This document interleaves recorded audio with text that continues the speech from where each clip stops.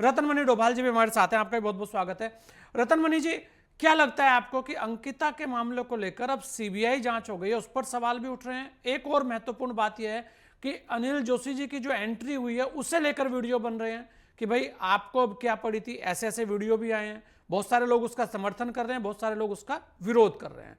क्या लगता है आपको कि आखिर अंकिता का मामला जो है वो अब लगातार पिछले 3-4 वर्षों से लगातार इस कदर चर्चा में है कि सीबीआई जांच होने के बाद भी आज भी वो ही सबसे ज्यादा उत्तराखंड के अंदर गूंज रहा है। देखिए, ठीक कह रहे हैं आप, लेकिन ये देखिए ना कि ये वर्ष कौन सा है। जी। ये तो चुनावी वर्ष है, और चुनावी वर्ष में ये सब हंगामा हो रहा है।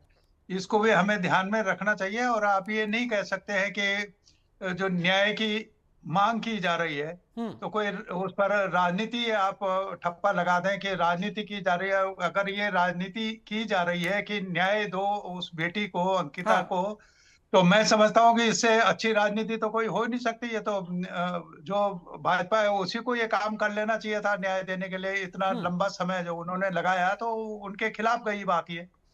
लेकिन इसमें ये जो अभी चीजें आ रही हैं कि मुझे ऐसा लगता है कि भारतीय जनता पार्टी के ही अंदर कुछ गड़बड़ है। ये कहाँ से उनके पास जो शीर्ष इतना बड़ा नेतृत्व है, इतने राजनीतिक रूप से उनको कोई ऐसा धामी जी को ऐसा कोई बंदा नहीं मिला जो उनके साथ खड़ा हो सके। उनको लाना पड़ा दर्शन भारती को, उनको लाना पड़ा अनिल जोशी को। अब तक ये सब सीन से गायब थे। मतलब आपके जो एसआईटी आपने गठित की उसको उर्मिला नहीं मिलती है। कहीं ढूंढ के हैदराबाद में ये सारी बातें होती है, उनको नहीं मिलती, दर्शन भारती को मिल जाती है।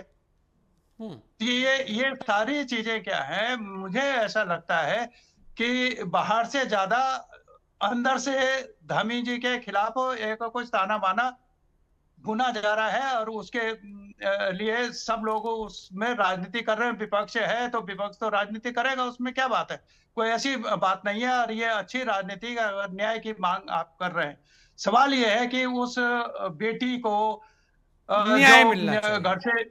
घर से निकली थी, उसके परिवार को जो मुख्यमंत्री ने तब 3 साल पहले जो घोषणाएं की थी उन पर आज तक अमल नहीं हुआ, क्यों?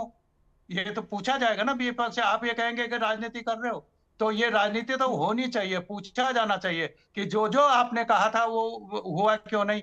और अब जब आप पे दबाव बन गया तो आपने सीबीआई की संस्तुति कर दी। अब उसमें भी इवेंट ये आ रहा है कि भाई उसमें जो सिटिंग जज से इंक्वायरी करानी थी, वो बात सही है, कानून वाले लोग ज्यादा बेहतर जानते हैं, हम उसमें नहीं दखल कर। लेकिन वो सिफारिश कर सकते थे केंद्र से कि भाई इसमें ये डिमांड भी है, या जो प्रिंसिपल अपोजिशन, आपको उसके साथ बैठने में नेगोशिएशन करने में कोई दिक्कत थी क्या? आप उनके माता पिता से नेगोशिएशन कर लिए, और वही आप वहां साझेदारी कर लेते।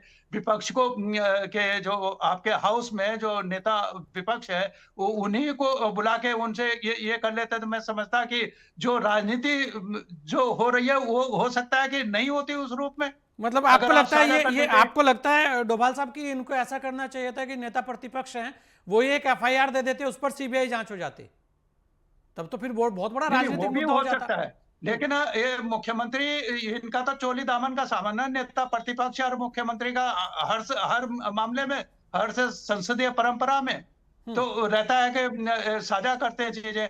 आप किसी को विश्वास में ही नहीं ले रहे हैं, और अविश्वास की जो भावना आपने पैदा कर दी है उसका शिकार सबसे ज्यादा हो रही है ये पुष्कर सिंह धामी जी को।